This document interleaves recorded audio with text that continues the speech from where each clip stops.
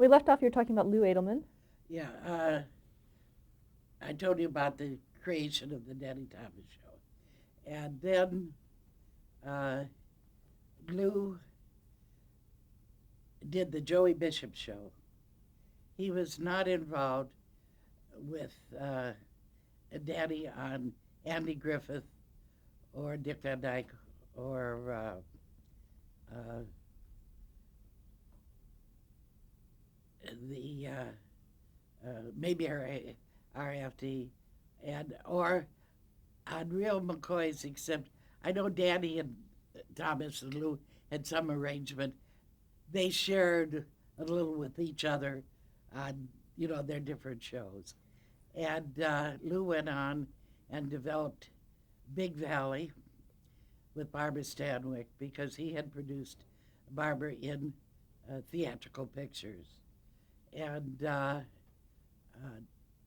he also produced the Barbara Stanwyck Theater, which was on, I think, just 1 year. I think it was only 26 episodes.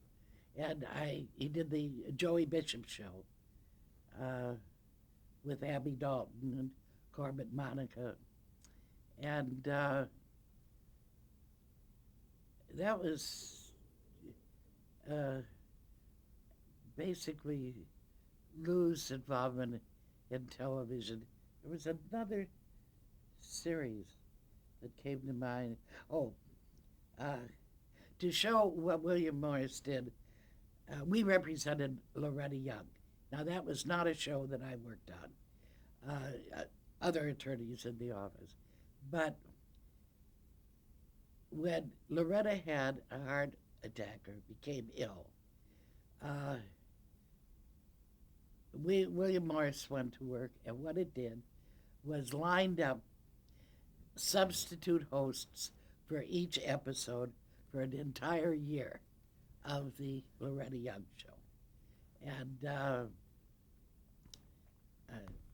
it's kind of funny because her attorney was also the attorney for MCA.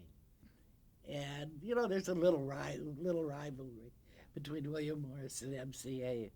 And he suggested that MCA had review that maybe they would be a better one to do it than William Morris because we had not been in production. But Loretta said no, William Morris is my agency, and we did it, and it was successful for that year. And And then then, did she have to approve all of the substitute well, hosts?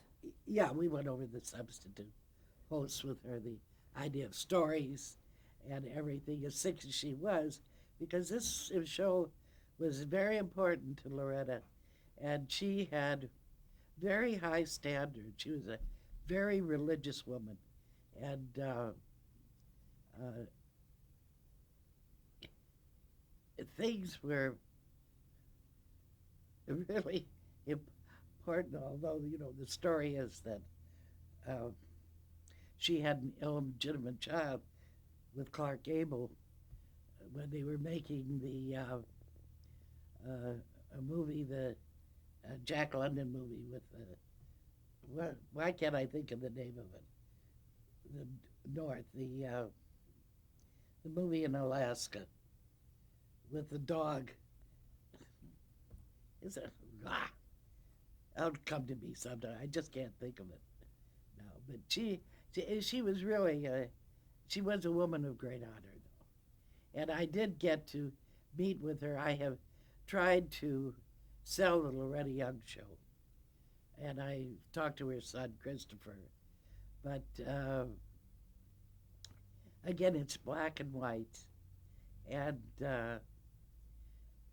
right now there just doesn't seem to be a market for it.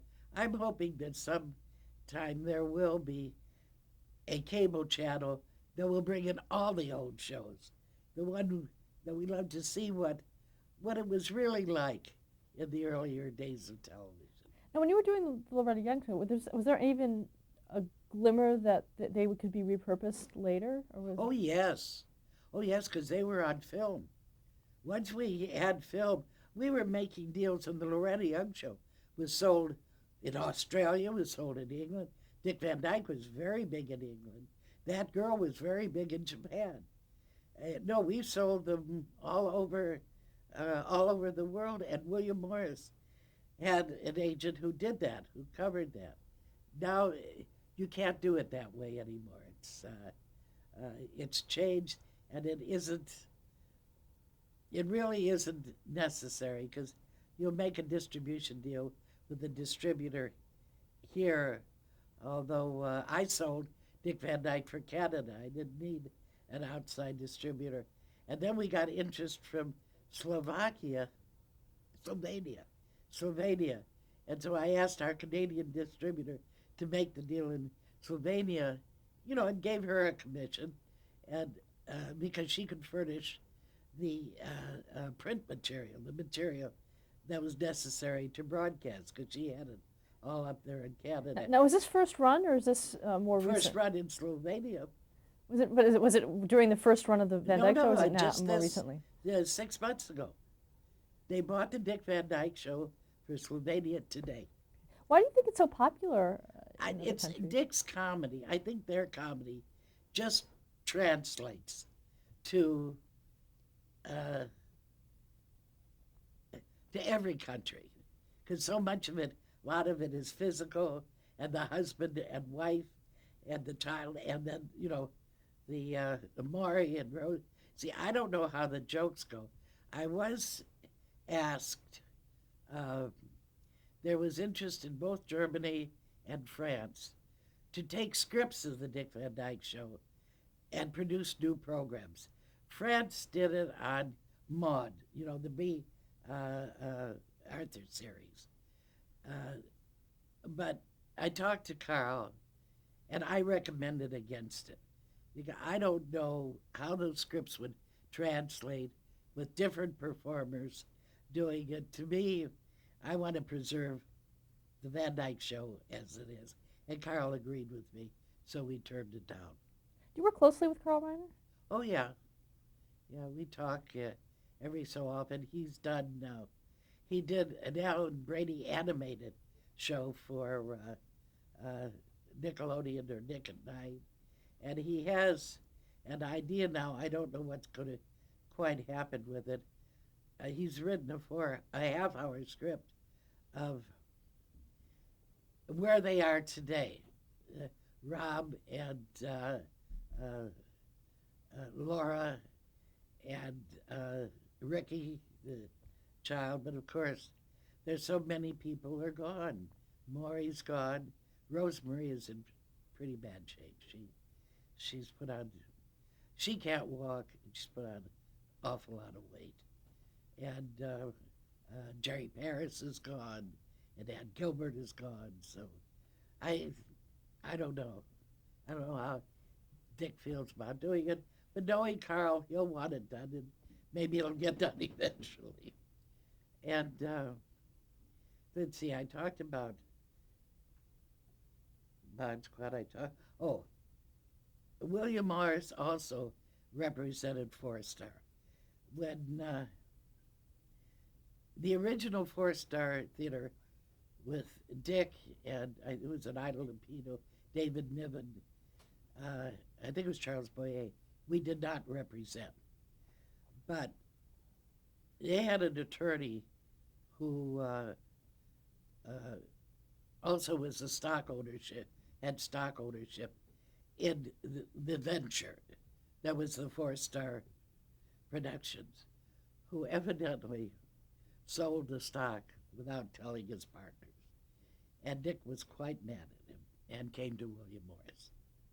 So we began to represent Four Star. Now, Tom McDermott was one of the head at Benson and Bowles, and his attorney was George Elber. And Tom came out, and he bought Four Star. So we had started representing it with Dick. We represented the Zane Grey Theater, Richard Diamond, Burke's Law, all those, the Rifleman, the Chuck Connors, Wanted Dead or Alive with Steve McQueen. I'm sure I'm forgetting. Oh, I think we had a Patty Duke series with Four-Star that was created by Sidney Sheldon. And we made a lot of money with them. They had their own setup. We didn't have to do as much of the work for Four-Star because they had their own accounting department and their own attorneys and that. But and then George Elmer came out and joined Tom McDermott uh, on Four-Star, and then Four-Star got sold and sold again, and they owed us an awful lot in commissions. So Morris Stoller and I, and I can't remember who else was there, met with them, and we settled, and a fair amount. They paid her off, and we gave up our any future representation of that. There was quite a lot of money involved, and let's see. But I Spy. Oh, I Spy. We called Gary Haber, who was head of our package accounting department, and I and Ronnie Jacobs, Daddy's nephew, worked on a budget uh, for the series, which was going to be shot all over the world. And how do you budget something like that? You have no idea. So we did the best we can, and we called the series Sheldon's Folly. And we came up with a number, and it was a pretty good number, but it wasn't enough to cover production. So we went to NBC. I didn't, but our Lou Weiss, our head agents went to NBC and convinced them to lend Sheldon the money over and above the license fee so he could produce the programs. And they got a mortgage on the film. It was a straight business transaction. And of course, they got paid off every dime went back, and Sheldon retained the distribution rights. And we did pretty well on it. And that was such a a breaking ground series. Today it's nothing to go different places to film, but here you had a weekly series that was in Hong Kong, that was in Europe, that was in England. And Sheldon had met Fuad Saeed, who was a cameraman, who had designed what he called the Cinemobile, which it looked like a bus, but it had all the camera equipment on it necessary, 35s and 16s. A lot of it we did in 16 millimeter, in various places. And Sheldon financed Fuad to so he could build a couple of these Cinemobiles, as he called them. And we had one problem, though. Fuad was not a member of the Cameramen's Union, the IA union, and they had seniority requirements. And Sheldon had always been a signatory through Desilu to the union.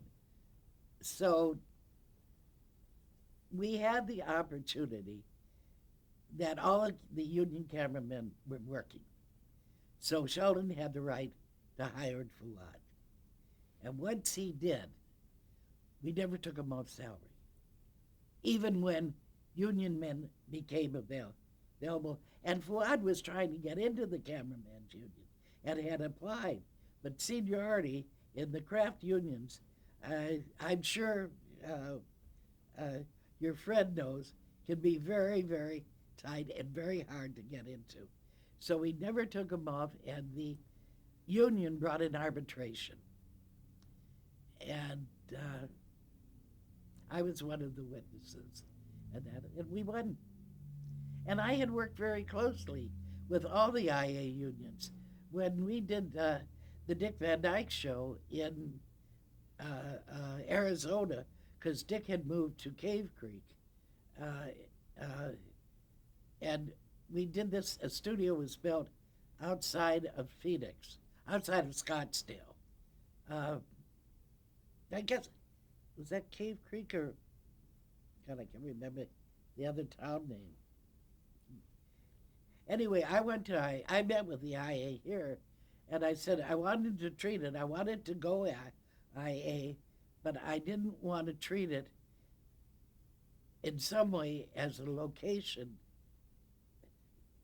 shoot, because I didn't want to be stuck with a transportation. A lot of the different things that you would if it was home base and you were taking out a location. Anyway, we worked it out. So that was, I think, except for the grips, because Arizona is a right-to-work state, but all the crafts were union people. So anyway, we got that's the digression. We got Fuad in the cameraman's union, and it was a great series. It did I tell you on camera about my meeting with the? No, I don't think I did. The independents belong to the Television Alliance. The majors belong to a different bargaining group. And the Television Alliance met with SAG and writers and that. They negotiated, a different agreement than the majors had. But at one meeting they had called a meeting because of the lack of employment of minorities and women in the television field. And I was able to announce at this meeting that for the first time, a black man had been hired to be a co-star on a dramatic series, not a comedy. And that was Bill Cosby. And that was the first time this had been done. After that, a Mod Squad, we had Clarence Williams III, and that, but Bill Cosby, I Spy, was a groundbreaker. And do you know how that came about? yeah, we represented Bill Cosby. Norman Brokaw was Bill's agent, and he was also Sheldon's agent and Danny's agent. And he said Sheldon was looking for something different, and he kind of noodled around.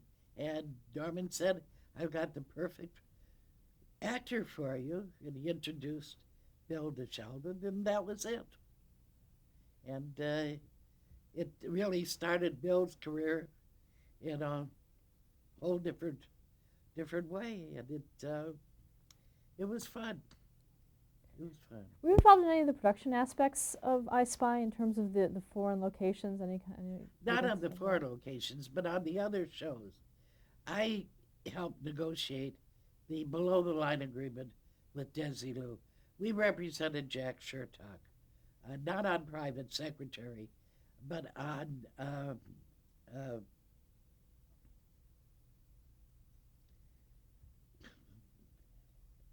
drawing a blank. Johnny Green.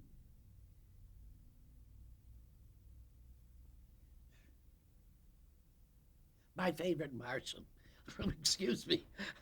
I have to think of all the different series, and on the Ann Southern show, and on the Bob Cummings show, and also the one with Julie Newmar, My Living Doll, which was ripped off into a different series. But Jack had a production manager named Harry Poppy, and William Morris represented all of Danny Sheldon's and Jack shows, which were using Desilu facilities.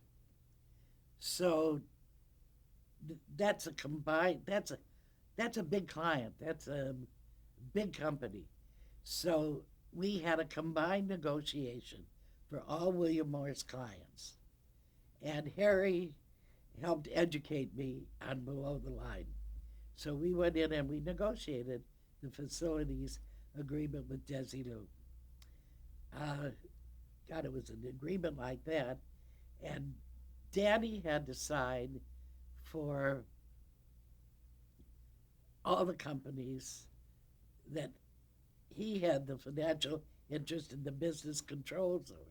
So I come over to the studio, and I'm sick this day, and I'm running a temperature of about 101, 102, but I've got to get these things signed.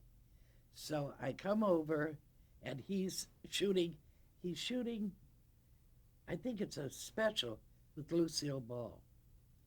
So I waited, I laid down in his office, and I finally got him in the makeup room where he was having his hair touched up a little. And he had to sign, I had about 10 copies, and he had to sign each one at least 6 times. So I went over with him. When he finished, I threw him in the trunk of my car, went home, and ended up in the hospital the next day. What I had was a staph infection from a shot my doctor had given me for cortisone or something. Anyhow, uh, but because of that, I learned a lot about production, which is why I could do budgets, because I knew what costs were, what labor was. One of the things I did, unfortunately, when Danny started out with all the different shows over at Desilu Kalinga, they had Griffith, which was out of Culver City a lot. There was Wyatt Earp on stage 7, which had to be lit from the floor because the ceiling wasn't strong enough to hold lights. And they had that girl, they had all the stages. And it was so stupid the way they hired people. Each show would pay a portion of someone's salary. So I finally got them together and I said, look, you've got to form a company to hire these people that are not on Desilu's payroll, that are on your payroll, because what it's costing you in employee taxes is ridiculous. Because if you hire them together and allocate it, you hit a ceiling, and you can save yourself a bundle of money, and you can. So that's when T&L Productions was formed. It was strictly for below the line. And that's when they asked me if I wanted to come work for them. And I thought I did, because I love those two guys.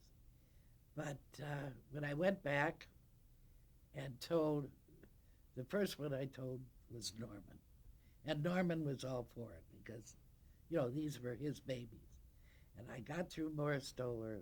The one thing Daddy and Sheldon didn't want was the Morris office to be mad at them. So it got to Sammy Weisborn, and when he says, no way, I'll kill it. You're not leaving there. And Sammy, in a way, it was a good discussion because Sammy says, you're more important staying here at the office. I said, Sam, I'm a woman lawyer on the 3rd floor, and you guys don't even consider me on a lot of things that you do as part of the management team. Now, I said, now you appreciate where I am. And that's when I made a big step up. What was your title? Did it change? I finally made vice president. We had no titles at that time. You were either nothing or you were a vice president. And there weren't that many vice presidents. And I became a stockholder. They gave me stock in the company. And it was fun. Every year we'd have the stockholder meetings. You'd have one in New York, one out here. And I would get up and say, when is a woman going to be on the board of directors? And every year they tell me, don't say anything. And every year I would get up. And of course, by this time, we had a number of women agents who were also stockholders. Joan Heiler, Tony, she's an ICM now. She was a casting director. I'm sorry, I can't think of it. But anyway, they finally came around, and I got the news I was going to be on the board of directors. But guess what? I was over 65, and the limit of going on the board of directors was 65. So I never made it. Now, in 1976, you actually went to become an agent. Is that right? Yeah, that's. I found I was covering ABC, and they had a big turnover in attorneys, and every time they had a new one, after working and negotiating a contract that we'd signed, the new attorney would go back to the beginning with the worst form, and I would spend hours telling them why they couldn't have certain clauses that didn't work or that, and they finally did this to me one last time, and I went in and I said, I quit. I can't do it anymore. I'm going to go into private practice. I'd give you 6 months notice to find my replacement, but that's it. So Jim and I were going to Hong Kong, and about 2 weeks before we to leave, and I'm negotiating with Larry Auerbach. I forget which deal it was. I don't remember which one. And Larry says, God, Ruth, we can't lose you. You know, he said, you'd make a terrific agent. And I said, you think so? So I came home, I talked to Jim about it, and I thought maybe it'd be fun. So I went to Ray Kurtzman, who was head of the business affairs for TV at that time. Roger Davis was overall head in business affairs and motion pictures. And I said, Larry feels that I would make a good agent. With that, Ray went to Norman, who went to Morris, who went to Sam Weisborn, and they called me in, and lo, I was an agent. Well, I had Cosby. We had sold a variety series. That's what I was working with Larry on, to ABC. So now, instead of just being business affairs, I was the agent covering the show. And I'd go down and I'd watch the tapings. And we had a problem with money, with costs. So they sent me back to New York, and I met Lou Weiss, and I met with Mark Cohn of ABC, and I was able to pry some more money out for the show. But I hated being an agent. I just wasn't comfortable. I didn't have that kind of background. I was just used to being one of the best at what I was doing, and I didn't feel I was one of the best as an agent. Stop there to change the tape. Okay.